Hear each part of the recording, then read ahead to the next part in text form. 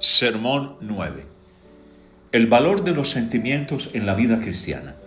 3 de julio de 1831.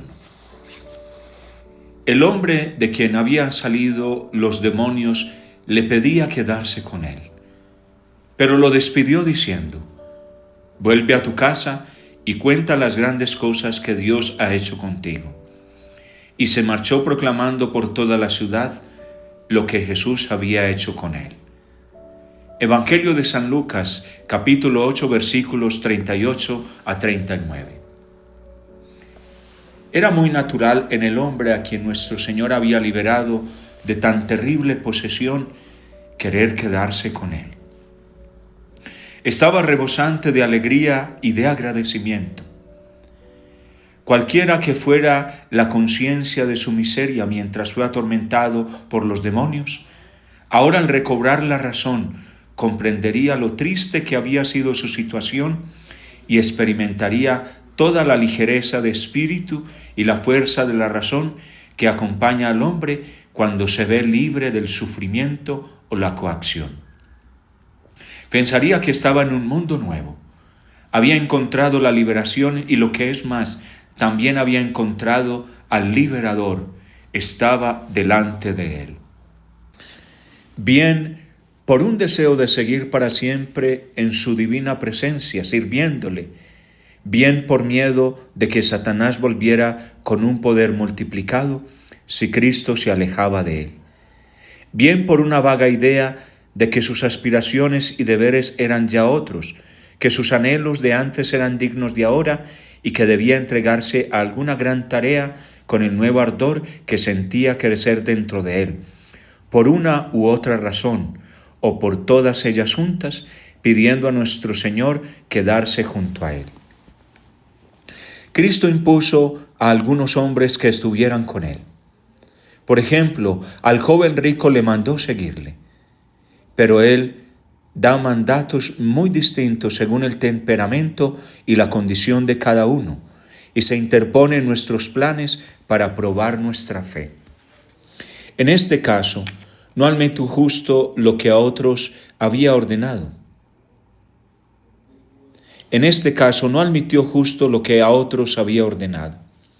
Vuelve a tu casa, o como se dice en Marcos 5:19, vete a tu casa con los tuyos y anúnciales las grandes cosas que el Señor ha hecho contigo y cómo ha tenido misericordia de ti. Él encauzó las aguas de estos sentimientos recién nacidos por otros canales, como si le dijera: ¿me amas? Entonces haz esto, vuelve a casa, a tus viejos trabajos y asuntos. Antes los hiciste mal, viviste para el mundo, hazlos bien ahora, vive para mí. Haz tus cosas grandes y pequeñas por mí, de corazón, ve a tus amigos, muéstrales lo que Dios ha hecho por ti, dales ejemplo, enséñales. Colosenses 3:17. Y también, como dijo en otra ocasión, preséntate al sacerdote y lleva la ofrenda que ordenó Moisés para que le sirva de testimonio. Mateo 8:4. Muestra esa luz más fuerte y ese amor más auténtico que tú tienes ahora en tu deliberada y firme obediencia a todos los preceptos y ritos de la religión. De este relato de la curación del endemoniado, así como de su petición y de la negativa del Señor, se puede obtener una lección para uso de quienes, habiendo dejado de lado la religión en su juventud, se la toman después en serio, intentan arrepentirse y desean servir a Dios mejor que hasta entonces, aunque no saben por dónde empezar. Sabemos que los mandamientos de Dios son agradables y alegran el corazón si los aceptamos tal como Él nos los impone, que el yugo de Cristo, según Él ha prometido, es muy suave en conjunto, si lo aceptamos a tiempo, que la práctica de la religión está llena de consuelo para los que, bautizados en el Espíritu de la gracia, reciben agradecidos su influencia mientras su ser se abre, en la medida en que gradualmente y sin esfuerzo aparente se imbuye todo su corazón, alma y voluntad a esa verdadera vida eclesial y celestial que durará por toda la eternidad. Aquí nos sale al paso la pregunta: ¿Qué tienen que hacer aquellos que han olvidado a su Creador en los días de su juventud y perdido todo derecho a la promesa de Cristo de que su yugo será suave y sus mandamientos ligeros? Desde luego, no deben sorprenderse si obedecerle resulta muy cuesta arriba toda su vida. Más aún, habiendo sido iluminados una vez y tenido parte en el Espíritu Santo por el bautismo, no tendrían derecho a quejarse incluso si les fuera imposible renovarse por el arrepentimiento. Pero Dios es más justo que esta severidad justiciera, misericordioso no solo más allá de nuestros merecimientos, sino incluso por encima de sus promesas. Incluso para aquellos que le abandonaron de jóvenes, Él ha encontrado, si es que quieren usarlo, una especie de remedio de las dificultades para obedecer que han echado sobre sí mismos, que se ha echado sobre sí mismos con el pecado. El remedio, y cómo hay que usarlo, pasó a describirlo en relación con el texto que estamos considerando. Esa ayuda de que hablo son las fuertes emociones con que al principio suele presentarse el arrepentimiento. Es cierto que ninguna emoción apasionada o extrema logrará nunca por sí misma que cambie nuestro modo de ser y que cumplamos nuestro deber. Ideas apasionadas, altas inspiraciones, conceptos sublimes carecen de fuerza por sí mismos. Pueden tanto hacer que una persona obedezca firmemente como mover una montaña. Si una persona se arrepiente sinceramente, debe ser a consecuencia no de esos sentimientos, sino de una convicción firme de su culpa y un propósito consciente de abandonar sus pecados y servir a Dios. La conciencia y la razón sujeta a la conciencia son los poderosos instrumentos bajo la gracia que cambian a una persona. Observaréis que aunque la conciencia y la razón nos llevan a decidirnos y a emprender una nueva vida, no pueden hacernos amarla inmediatamente. Son la práctica continua y el hábito quienes nos hacen amar la religión. Al comienzo los deberes del cristiano cuestan mucho a los pecadores habituales. Es aquí donde entran esos sentimientos ardientes y sinceros que he mencionado y que están presentes cuando se ejerce por primera vez la conciencia y la razón. Quitar lo costoso de los comienzos, darnos un impulso que nos lleve más allá de los primeros obstáculos y nos dé alegría en el camino.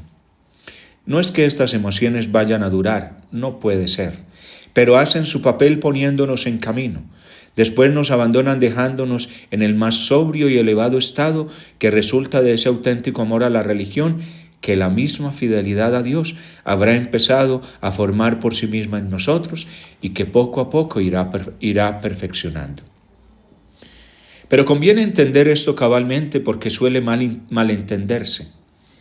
Cuando un pecador se para a pensar seriamente, fuertes emociones preceden o acompañan sus reflexiones. Le sacude algún libro, una conversación con un amigo, algún comentario oído en la iglesia, algún suceso o desgracia. O quizá ha comenzado su examen de conciencia de forma expresa y serena, y en poco tiempo la misma perspectiva de sus pecados, de sus culpas, de su enorme ingratitud con Dios y Salvador, se le hace evidente, y como es cosa nueva para él, le golpea, le asombra y le provoca inquietud. En ese momento es importante que el pecador sepa qué sentido tiene toda esa excitación en la providencia de Dios. No es cosa duradera, surge de la novedad del panorama que se le ha abierto. Desaparecerá cuando se acostumbre a lo religioso. Esas emociones no son la religión, aunque accidentalmente vengan a la vez y puedan convertirse en el vehículo que le lleven a un modo de vida establemente piadoso. Su objeto es ayudar a ponerse en camino y contrarrestar el desagrado inicial y la molestia de cumplir el deber. Como tal deber ser usado, si no, será inútil o peor que inútil. Hermanos, tened esto en cuenta, y esto puede decirse en general de toda emoción que nos lleve a hacer el bien, no solo de la que viene con el arrepentimiento. Se os da para que os resulte fácil al principio cumplir con vuestro deber. Por lo tanto, obedece enseguida. Haz uso de lo emocional mientras te dura, porque las emociones no esperan a nadie. ¿Sientes compasión cuando ocurre algo que apela a tu caridad? ¿O el impulso generoso y audaz de sacrificarte por los demás? Cualesquiera que sean tus sentimientos, estos u otros, no pienses que los tendrás siempre. ¿Te aprovechas de ellos o no? Irás sintiéndolos cada vez menos y a medida que la vida pase, terminarás por no sentir en absoluto esas ardientes y repentinas emociones. La diferencia entre atrapar y dejar pasar esas oportunidades es esta.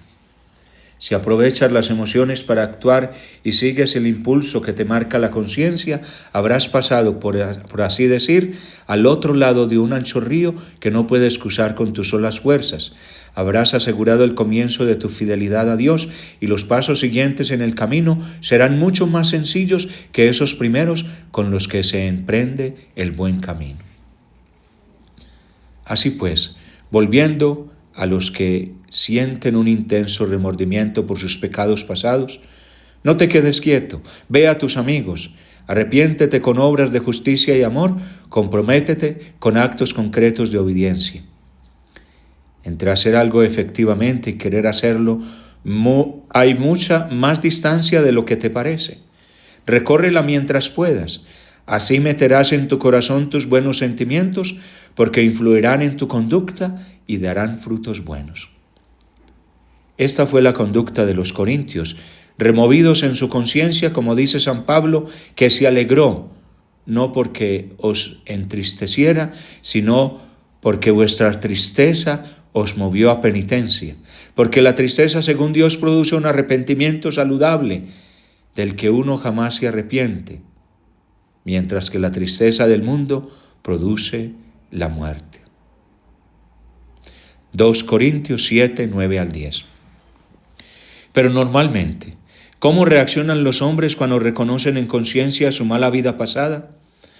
No hacen lo que he dicho.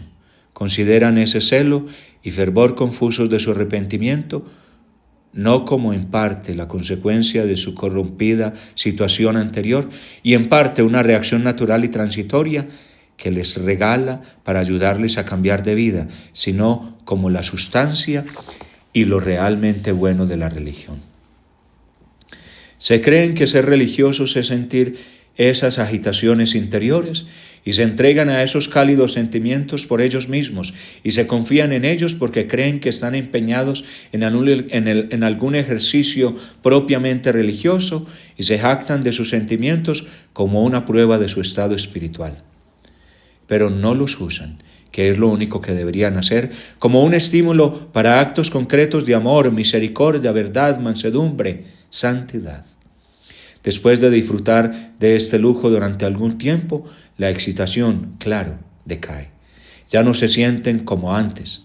Tenían que saberlo de antemano, pero no entienden nada. Mirad ahora su penosa situación. Han perdido la ocasión de superar las primeras dificultades de una obediencia activa y de orientar su conducta y su carácter hacia el bien, cosa que difícilmente volverá a ocurrirles. Esto es una gran desgracia, pero además, ¿en qué gran perplejidad se han metido? El calor de sus sentimientos se está apagando y como creen que la sustancia de la religión estriba en las emociones, creen que están perdiendo la paz y recayendo en el pecado de nuevo. Por desgracia, este es el caso muchas veces. Caen porque no tienen raíces, como no han sabido convertir sus sentimientos en principios. Actuando sobre ellos, carecen de fuerza interior para vencer la tentación de vivir mundanamente que les asalta de continuo. Su espíritu se ha agitado como el viento mueve el mar, levantando olas en un momento dado, pero luego cesa y el agua vuelve a su primera inmovilidad. Han perdido una preciosa oportunidad de mejorar y sus postrimerías resultan peores que los principios. Segunda de Pedro 2:20. Supongamos que cuando detectan este declive se alarman y buscan cómo recobrarse. ¿Qué hacen? Empiezan enseguida con actos de humildad obedientes, única cosa que podría demostrar el último día que son hombres de Cristo. Por ejemplo, controlar su temperamento, aprovechar el tiempo, negarse a sí mismos por caridad, decir la verdad sin adornos. No, nada de eso.